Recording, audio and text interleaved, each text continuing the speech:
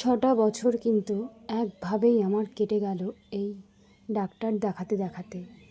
সত্যি কথা বলতে একমাত্র তারাই বোঝে যাদের সন্তান নেই, এই যে ডাক্তার দেখানোর জার্নিটা যে কতটা কষ্টের, তারাই জানে যাদের এই সমস্যা নিয়ে ভুগছে। যেমনটা আমি, শুধু আমি না, আমার সাথে অনেক মেয়েরাই আছে। যখন ডাক্তার দেখাতে যাই না, সত্যি বলছি, তখনই বোঝা যায় কষ্টটা কী তাদের মধ্যে।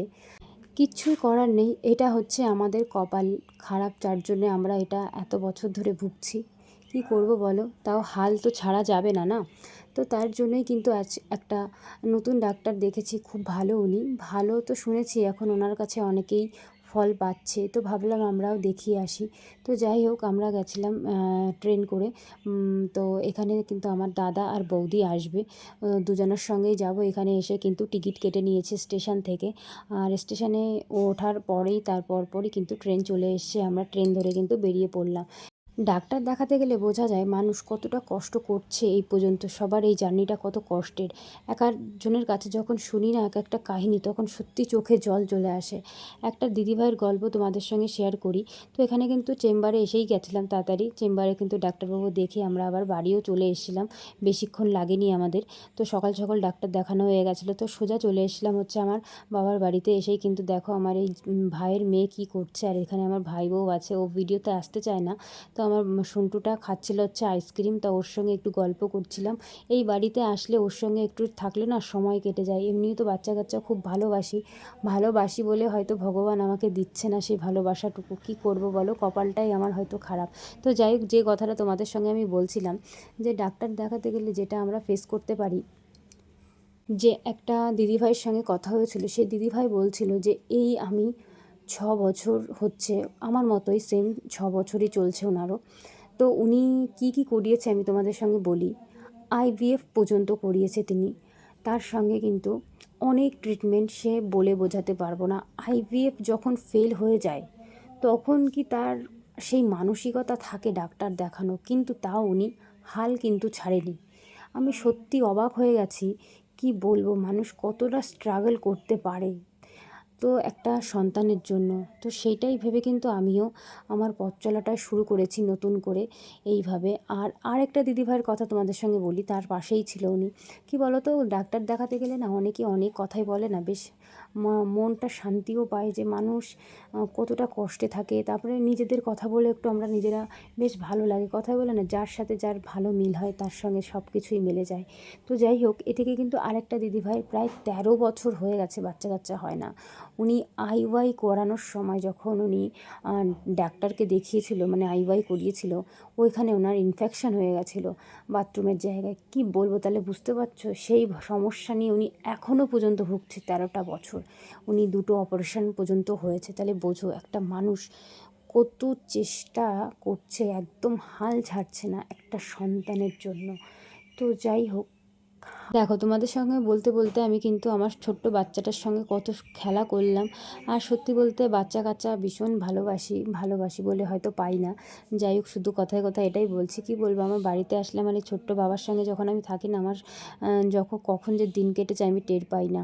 তো যাই হোক, আমি ডাক্তার দেখে কিন্তু আমার বাবার বাড়ি চলে এসেছিলাম। এসে কিন্তু খাওয়া দাওয়া করে নিয়েছি, আর ট্রেন জার্নি যেহেতু অনেক দিন পরে করেছি, শরীরটা একদমই ভালো লাগছিল না। এসে কিন্তু মা রান্না করেছিল ডিমের তরকারি, আর এদিকে টক ডাল, আলু ভাজা, সেইগুলো দিয়ে কিন্তু খাওয়া দাওয়া আমি করে নিয়েছিলাম। সত্যি কথা বলতে জানো তো, মানুষের মানে আমাদের কপালে এটা আছে বলেই আমরা ভুগছি। এটা স্বাভাবিক, হয়তো কোনো পাপের ফল পাচ্ছি আমরা। এই যে দিদিভাইদের কাছ থেকে যে এত কথা শুনেছি আমি, 13 বছর, তার মধ্যে আইভিএফ, সত্যি এত কিছু ফেল হয়ে যাওয়ার পরও তারা কিন্তু হার মানেনি, ডাক্তার একভাবে দেখিয়ে যাচ্ছে। তো আমারও সেই চিন্তাধারায় যখন যাই না, তখন একটু মনোবলটা শক্ত হয় যে তারা যদি পারে, কেন আমি পারবো না। তো যাই হোক, খুব আশা ভরসা নিয়ে ডাক্তারবাবুর কাছে গেছি, স্যারের কাছে। যখন দেখা যাক ভগবান আমার কপালে কী লিখে রাখে, কী আছে। আর এদিকে দেখো, লিচু গাছের থেকে পেড়ে ঝুলিয়ে রাখা হয়েছে, ওই ছোট্টটা খাবে জানো তো। এত পছন্দ করে, আর ওই বারে বারে শুধু একটা লিচু পাড়ছে আর খাচ্ছে আর আমাকে একটা করে দিচ্ছে। লাস্ট পর্যন্ত ওর মা ওই লিচু লাস্টে সরিয়েই দিয়েছে, জানো তো। কী করবে বাচ্চা কাচ্চা বলো তো, ওরা একটু খেলাধুলা করতেই বেশি পছন্দ করে, আকাশ করতে পছন্দ করে, আর ওই আকাশ দেখতে যেন আমাদের বেশি ভালো লাগে, জানো তো। ওর সঙ্গে যে কখন আমার সময় কেটেছে আমি বুঝে পারি না। এত কথা শিখেছে, পাকা পাকা কথা, সে বলে বোঝাতে তোমাদের সঙ্গে পারবো না। তো আমাকে বলছে, পিমনি তুমি একটা নেবে, মানে পিমনি বলছে কেন, পিসি বলে ডাকে, পিপি মানে পিসিও বলে না, আমাকে পিপি বলে ডাকে। তো খুব ভালো লাগে ওর মুখের থেকে ছোট্ট ছোট্ট কথা শুনতে, ভীষণ ভালো লাগে। তো এই দেখো আমার ওষুধ খাওয়ার জার্নিটাও শুরু হয়ে গেছে। তো হোমিওপ্যাথিক ওষুধ খাচ্ছি আমি। তো এই যে সময় মতো খেতে হবে, সকাল বিকাল রাত্রে, টাইম টু টাইম, এখন টাইমেই খেতে হবে ওষুধ। খাওয়া দাওয়া করে, কিন্তু খাওয়ার আগে একটা ছিল সেটা খেতে ভুলে গেছি। অনেক দিন তো ওষুধ খাওয়া পড়ে না, যার জন্য আর খাওয়া হয় না। তো খাওয়ার পরে ওষুধটা খেয়ে কী তিতো লাগছে। আমাদের জীবনের কথা আর কি বলবো, কষ্টের আর শেষ নেই, কষ্টই আমাদের আছে কপালে। জানি না এই কষ্ট কবে শেষ হবে।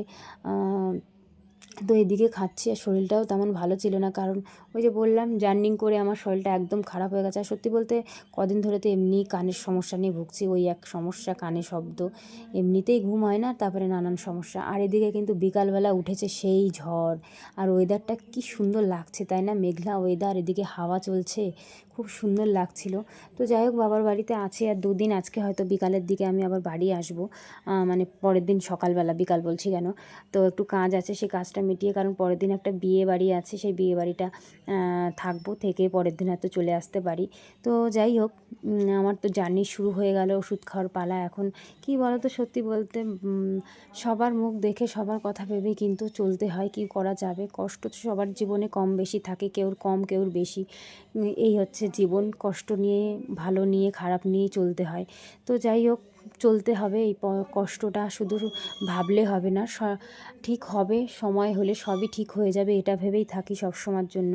ওই শুধু চিন্তা করলে কি বলো তো, নিজের শরীর খারাপ হয়ে যায়, প্রচুর চিন্তা করি, চিন্তা করে করেই আছে আমি এই পর্যন্ত এসেছি।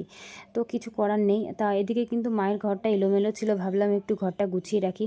ঘরটাও কিন্তু গুছিয়ে রাখতে আমি খুব ভালোবাসি। দেখো এদিকেও কিন্তু আরেক ঘরে বিছানা, এই ঘরে আমি ঘুমিয়েছিলাম, ঠিক করে রাখিনি বালিশ টালিশ।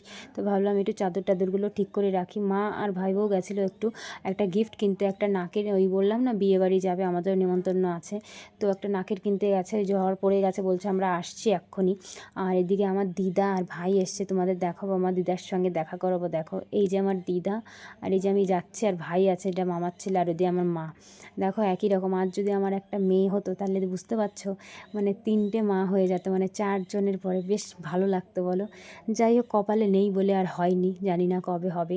তো এদিকে কিন্তু নাকেরটা খুব সুন্দর। আর বলছিলাম সোনার যা দাম বেড়েছে, মানে সোনা কেনাই এখন মুশকিল হয়ে গেছে, প্রচুর দাম এখন সোনার। তো এদিকে নাকেরটা বেশ সুন্দরই লাগছিল, বেশ বড় সড়ো নাকের।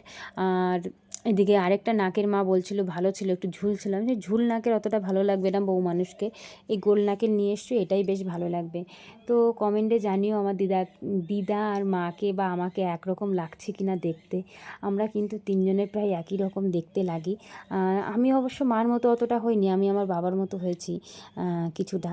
তো যাই হোক, এদিকে ভাই বউর সঙ্গে কথা বলছিলাম, আর এদিকে দুটো পুচকু দুটো দেখে যাচ্ছ খেলছে, আকাশ করছে, ওদের কথা। বাচ্চা কাচ্চা ঘরে থাকলে কিন্তু সময়টাও তাড়াতাড়ি কেটে যায়, আর বেশ ভালোই লাগে। অ্যাকচুয়ালি আমার শরীরটা তেমন ভালো না, তো কোনো কিছুই যেন ভালো লাগছে না, সবার সঙ্গে একটু মিশে আছি বলে তাই ভালো লাগছে। এদিকে কিন্তু মা আমাকে বলছে যে পাখাটা চালা, গরম লাগছে।